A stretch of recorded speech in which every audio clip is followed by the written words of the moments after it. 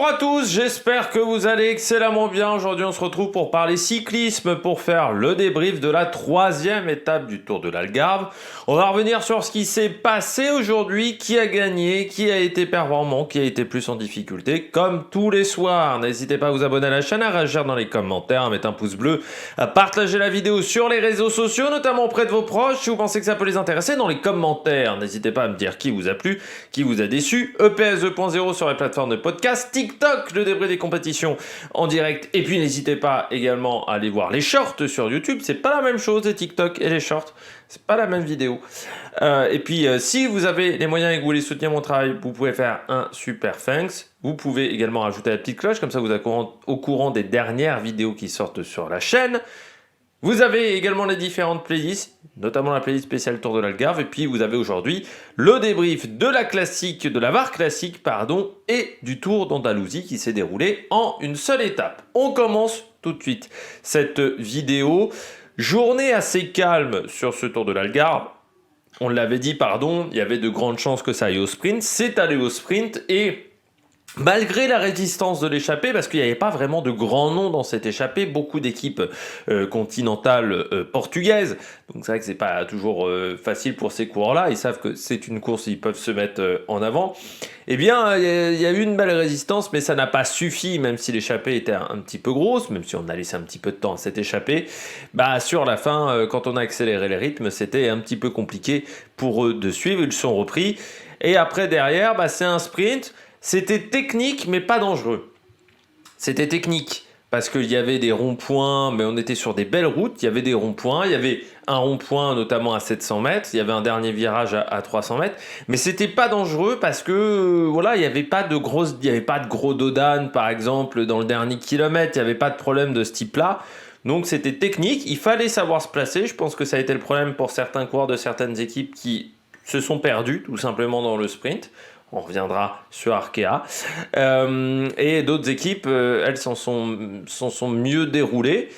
Et dans le final, bah, il fallait être placé avant le virage aux 300 mètres. C'était le cas de Van Aert, très bien placé. Et surtout, Van Aert, bah, il n'est pas sorti au dernier moment.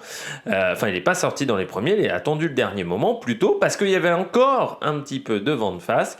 Et ce qui fait la différence par rapport à Tyson, qui est obligé, lui, de sprinter un peu trop tôt. Et il se fait déborder par Van Aert, mais également par Rui Oliveira, le coureur de la UAE. On regarde tout de suite les coureurs au top. Attaque de Marlou! Premier coureur au top du jour, pas Wout van Aert. Oui, Wout van Aert parce que celle-là fait du bien. Certes, c'est que le Tour de l'Algarve, certains diraient, c'est pas la plus grande course de l'année. Oui, mais alors le début de saison a quand même été compliqué. Entre l'ultra-domination de Van Der Poel sur le cyclocross, entre ces deux crevaisons du côté du Trofeo Rahen Parisor, la chute lors de la première étape du Tour de l'Algarve, c'est pas le début de saison idéal pour Wout van Aert.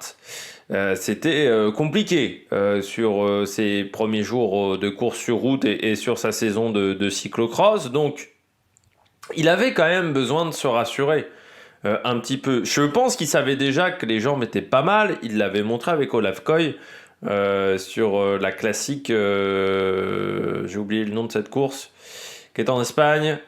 Je ne sais plus le nom de cette course, mais il avait été performant. Je vais retrouver, hein, vous inquiétez pas. Hop, ça va s'afficher, ça va revenir. La Classica de Almeria, voilà, où il avait fait du bon boulot.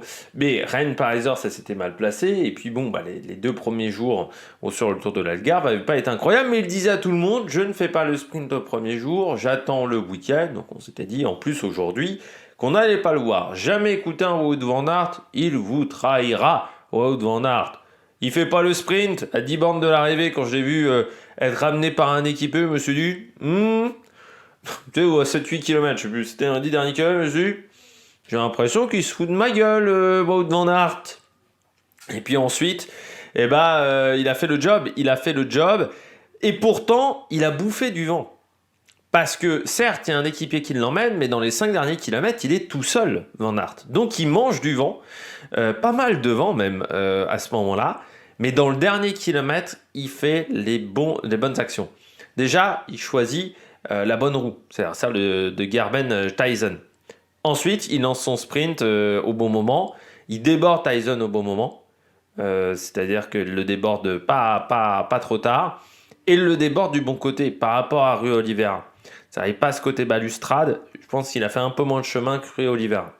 Et puis après, sprint faux plat montant, sprint en puissance. Là, il a été très bon aussi parce que c'était un sprint en léger faux plat montant. Aujourd'hui, il y avait 3%, je pense, dans la ligne, dans les 200-300 derniers mètres. Mais il a tout fait correctement dans le dernier kilomètre, ce qui a compensé peut-être les petites erreurs, par exemple d'avoir mangé un petit peu de vent. Ça montre aussi peut-être que s'il a mangé du vent et qu'il a réussi à faire l'effort sur la fin, c'est peut-être parce qu'il avait une très bonne condition physique. Et alors là, ça serait rassurant pour Kuurne, et Nieuwsblad, pour le week-end d'ouverture en Belgique. Mais bon, nous on l'attend surtout sur Paris-Roubaix, notamment, et sur le Tour de Flandre, qui seront les gros objectifs de Wout. Mais oui, il a été bon aujourd'hui, très bon sprint, très bonne force, et celle-là va faire du bien mentalement, parce qu'il était un peu dans une spirale négative. Il n'avait pas gagné depuis la Copa Berniochi, mais ça faisait pas très longtemps, mais il était un peu dans une spirale négative. Là, il s'est remis dans la tête à l'endroit. 45e victoire en carrière, quand même, Wout van Aert, à 29 ans, 30 ans au mois de septembre prochain. Ça commence à être pas mal comme palmarès. Pour un mec qui pendant très longtemps a fait du cyclocross sans s'intéresser spécialement au cyclisme sur route dans ses premières années, et ben en 10 ans, il s'est quand même forgé un bon petit palmarès pour un mec qui est en World Tour que depuis 2019. C'est juste qu'à maintenant, il n'était pas avant 2019, il était chez Véranda, mais il avait fait pas mal de saisons en Continental pour le coureur belge. On poursuit, deuxième coureur top du jour. Pour moi, eh bien tout simplement, c'est le deuxième de cette étape. C'est Rui Oliveira. Il l'a dit, le Portugais, en interview à la télé à l'arrivée. Rui Oliveira, il a dit très clairement, j'ai pas 150 opportunités par an pour montrer ce que je sais faire. C'est-à-dire que souvent, j'ai un autre leader, parce que Rui Oliveira, notamment il y a Ackermann, notamment il y a aussi Molano. C'est un coureur qui sert souvent de poisson pilote à ces coureurs-là. Donc c'est-à-dire qu'il a peu de chances d'avoir son opportunité, Rui Oliveira. Donc quand on lui donne son opportunité, il doit la saisir. Lors de la première étape, il fait 6e. À Lagos, c'est pas mal. Mais là, aujourd'hui, gros travail de Nils Politt, et je suis d'accord avec lui. Un moment où on voit une image d'hélicoptère dans les 5 derniers kilomètres, et Nils Politt fait un gros boulot pour le remonter.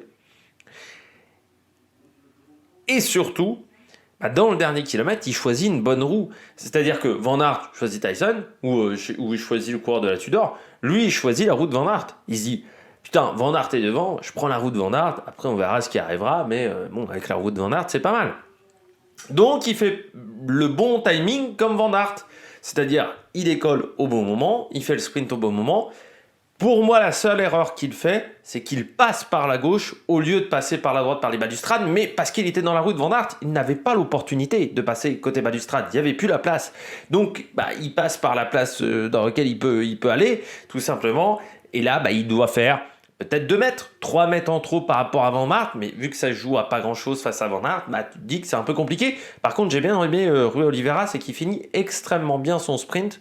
Donc ça montre qu'il y avait encore de la réserve de puissance du côté de Rui Oliveira, parce qu'il remonte au fur et à mesure un petit peu sur Van Aert sur la fin du sprint, mais c'est une belle étape pour Rui Oliveira. On oublie, Rui Oliveira, il a commencé chez Hagens Berman Axeon, l'équipe d'Axel Merckx. Donc on sait où il y a eu énormément de talent. Et puis ça fait depuis 2019 qu'il est chez UAE quand même.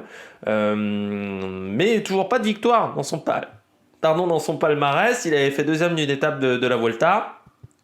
Je m'excuse pour les petits rototos. 3e d'une étape du Tour de Wallonie. Voilà, il tourne autour. Alors j'espère qu'il va pas devenir le nouveau Joachim Rojas, Rui Oliveira. Mais c'est vrai que il tourne autour de la victoire. J'espère que, tu vois, sur les classiques, pourquoi pas sur le Samin. Vous savez qu'ils avaient déjà gagné le Samin avec Trentin, UAE, pourquoi pas avec Rui Oliveira. Puis il sera sur le Giro aussi. Il y aura peut-être une opportunité pour lui sur le prochain Tour d'Italie. Mais on sait que c'est un coureur qui est très talentueux, Rui Oliveira, qui est un bon poisson pilote. Et c'est un coureur qui a un contrat jusqu'en 2027. Si UAE l'a gardé en contrat jusqu'en 2027, c'est qu'il mise sur lui, et notamment pour lancer les sprints. Et aujourd'hui, en tant que sprinter numéro 1, il a fait du bon job. Puis je termine avec Labora. Alors certains diraient pourquoi la Bora, parce que c'est vrai que Jordi Meeus aujourd'hui, bon, bah, il finit dans les derniers, hein. Il n'a pas fait de sprint. Aujourd'hui, Jordi Meeus, il finit 148e sur un peloton de 152. Pire que lui, c'est le petit Tivani. Vous vous souvenez de cet Argentin dont je vous avais parlé, qui était à la Coratec l'année dernière, qui avait été bon sur le Tour de San Juan. Là, c'est un petit peu plus compliqué pour lui. Il est désormais dans une équipe portugaise avec également un autre Argentin qui s'appelle Thomas Conte. Les deux ont fini aux 2 dernières places de l'étape. Mais du côté de Jordi Meeus, certes, la journée n'a pas été exceptionnelle. Par contre, la solidité collective autour de Daniel Felipe Martinez, ça a été très solide. C'est-à-dire qu'ils ont vraiment énormément contrôlé et dans le final, ils avaient un train meilleur que les trains des sprinters. Quasiment. C'est-à-dire qu'à un moment, ils ont étiré le peloton à la sortie d'un rond-point dans les 5 derniers kilomètres. Waouh! T'avais les équipiers de Casper Van Uden qui essayaient de remonter, voilà, qui s'étaient mis de l'autre côté. À la sortie du rond-point, ils sont côte à côte avec UAE. 500 mètres après, ils sont 100 mètres derrière. Phénoménal le travail qu'a fait la Bora aujourd'hui. Donc collectivement, la Bora, sur cette course du Tour de l'Algarve, ça va être solide. Ça veut dire que ça va pas être facile d'aller chercher Daniel Felipe Martinez, même si demain sur le contre-la-montre, il est moins fort qu'un Stefan Kug et qu'un Remco Evenepoel, ça c'est clair et net. Et je pense qu'il perdra le maillot de leader par rapport à Remco Evenepoel. Mais demain, dimanche, avec Sergio Higuita, notamment dans l'équipe et dans le collectif, ça peut être très solide. Et là, j'ai trouvé que dans le final, que ça roulait très très vite du côté de la Bora. Donc, c'est aussi intéressant pour un Primoz Roglic. Il y a une équipe, notamment avec des Jungels, avec des Charman, où ça peut être très impressionnant dans le final. Donc il faudra faire très attention à ça à l'arrivée, parce que voilà, c'est des mecs qui sont très très très costauds et qui ont fait du très très bon job aujourd'hui. Donc voilà, demain il y aura un gros match pour le général, pour Daniel Felipe Martinez, mais voilà, ils ont fortement roulé dans le final. Lui qui aura 4 secondes d'avance sur Remco Evenepoel, 12 sur Sepp Kuss, 16 sur Higuita, 18 sur Traknik, Pidcock et Goenhart. Et Van Aert est à 22 secondes. Van Aert qui remonte un petit peu au classement du côté du maillot de leader. On regarde tout de suite les bonnets d'âne. Les bonnets d'âne du jour. Premier bonnet d'âne du jour démarre. J'ai envie de dire, c'est compliqué le début de saison d'Arnaud Démare. Il y a eu déjà... Bon, il y a eu quand même pas mal de journées où il y a eu des sprints où il y avait Arnaud Démare, sauf que Arnaud Démare, il n'en a pas fait tant que ça de ces sprints-là. C'est-à-dire que jusqu'à maintenant, il y a un vrai problème chez Arkea. Seulement sur 2 jours, on a réussi à se trouver. C'est-à-dire que la première étape du Tour de l'Algarve, on est bien en place dans le final, on fait du bon boulot. Sénéchal a un petit peu du mal dans les derniers mètres. Quand j'ai re-regardé le dernier kilomètre, c'est vrai qu'on voit que Sénéchal a un peu du mal à finir le boulot, mais on se trouve du côté d'Arkea. Aujourd'hui, comme sur, pour le moment, 95% des sprints qu'a participé Arnaud Démare, on ne s'est pas trouvé. Et donc, encore une fois, Arnaud Démare, il ne fait pas le sprint aujourd'hui. C'est dommage, parce qu'en plus, je crois qu'il est gêné par la chute. Il y a la chute, et je crois qu'il est derrière aujourd'hui, après la chute. Oui, voilà, il finit très loin aujourd'hui. Il finit 38e Arnaud Démare, parce qu'il y a la chute, et ensuite, je pense qu'il relâche. C'est une vraie déception pour moi, Arnaud Démare, là. Et c'est assez incompréhensible, parce qu'encore une fois, il a eu 6 mois l'année dernière pour se faire avec son équipe. Ça se passait bien l'année dernière, Tour de Vendée, Paris-Bourges, je rappelle, remporté par Arnaud Démare. Et là, c'est vrai qu'il y a eu Trofeo Palma, cette première étape. Classica de Almeria, il fait 11. 16 Salines, il fait 29. Il y avait Serra Tramontana, mais il était là en tant qu'équipier. C'est vrai que là, aujourd'hui, 38. Pour le moment, il n'a pas réussi à faire du bon job du côté du sprint. Et ça, c'est dommageable. Surtout que là, les 2 prochains jours, il n'y aura pas de sprint. Ensuite, je pense qu'il va aller au week-end d'ouverture en Belgique. Donc, il n'aura pas d'autre opportunité vraiment pour se montrer. Avant Paris-Nice, il va arriver avant Paris-Nice sans trop de confiance, Arnaud Démare. Donc, il faudra voir comment ça va se passer. Mais pour le moment, il y a un vrai problème chez Arkea. On n'arrive pas à se trouver. Donc, j'espère que du côté de Paris-Nice, on aura réglé la situation du côté d'Arnaud Démare. Autre équipe où il y a eu un petit peu des difficultés, c'est Van Uden, c'est la DSM. C'est bizarre parce que du côté de la DSM, quand on regarde l'effectif au départ de cette formation, donc il y a notamment Bran Walton, il y a De Genkolb. Les deux étaient au Alou Latour avec Van Uden. Alou Latour, Van Uden, ça se passe bien. Bon, on se trouve, on va dire, au niveau du sprint, même s'il y a des erreurs de la part de Van Uden sur les journées où il se place du mauvais côté pour son sprint, un jour de coup de bordure. Mais Van Uden, sur cette course-là, il gagne une étape et c'est plutôt pas mal. Là, aujourd'hui, on a passé quand même les 3/4 du sprint en deuxième rideau, enfin les 3/4 de l'apparition de la phase de sprint en deuxième rideau, c'est-à-dire qu'on n'arrivait vraiment pas à trouver la solution. On voyait très clairement qu'il n'arrivait pas à trouver la solution pour faire un sprint de qualité, et surtout, j'ai l'impression qu'à certains moments, le train était quand même, il avait du mal à suivre, quoi. C'est-à-dire, je me suis dit, Casper Van Uden, à 5 bornes de l'arrivée, quand je vous ai dit après les ronds-points, je me suis dit, il aurait peut-être dû faire comme Van Aert et se débrouiller tout seul. Parce que quand on n'a pas un train de qualité, des fois il faut mieux se débrouiller seul que essayer d'utiliser son train. Et du côté de Casper Van Uden, ce qui s'est passé, il n'aurait pas dû utiliser son train. C'est dommage parce que il a remporté sa première victoire cette année sur le Alou Latour, sa première grosse victoire chez les professionnels.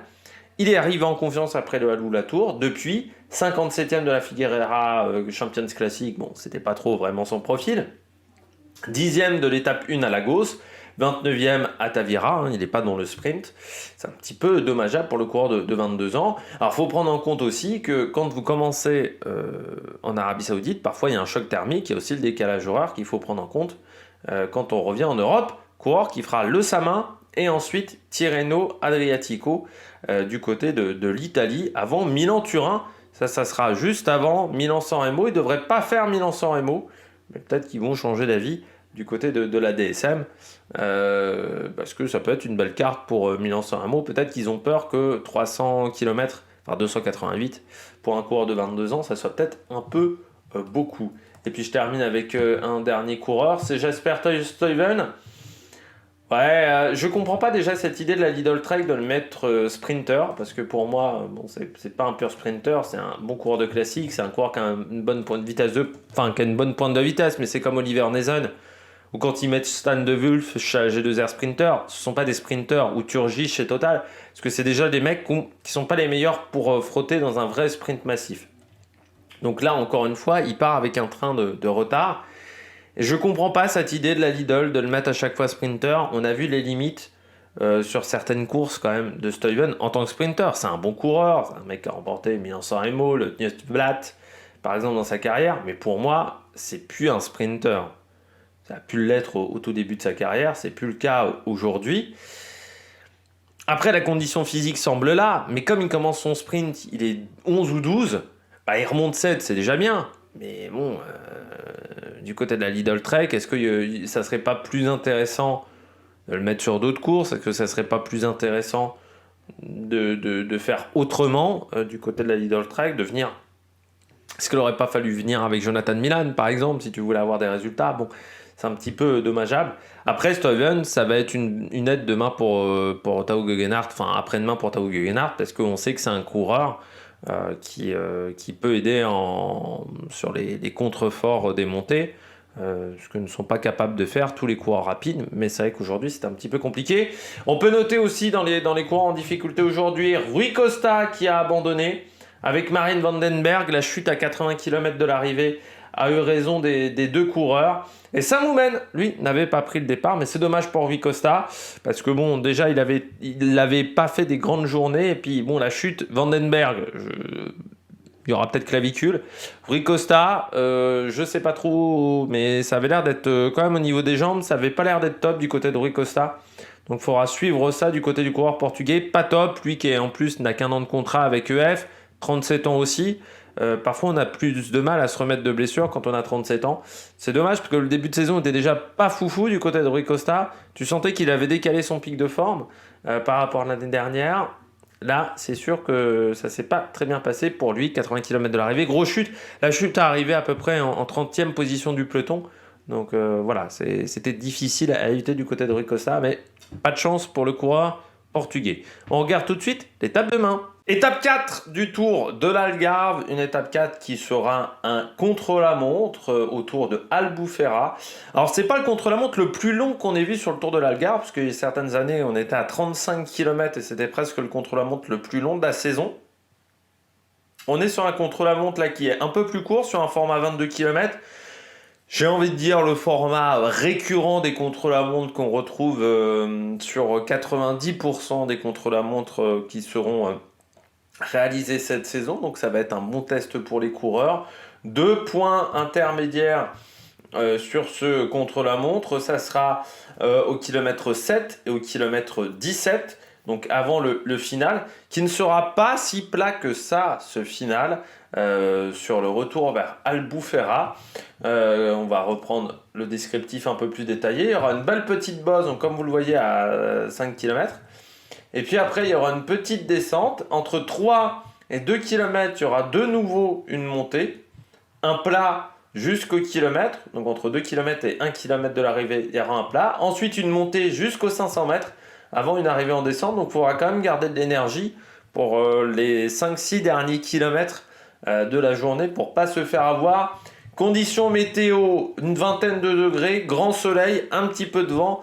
Du vent qui viendra du nord, mais qui devrait être plutôt stable au fur et à mesure de l'après-midi, ce qui ne devrait pas entraîner de différence entre les coureurs qui partiraient en début de liste de départ, donc les moins bien classés au général, et les coureurs qui partiraient dans les derniers, mais ça forcément il peut quand même y avoir quelques évolutions sur le terrain. Les prévisions météo parfois peuvent être non fiables sur le vent, donc il faut toujours faire attention.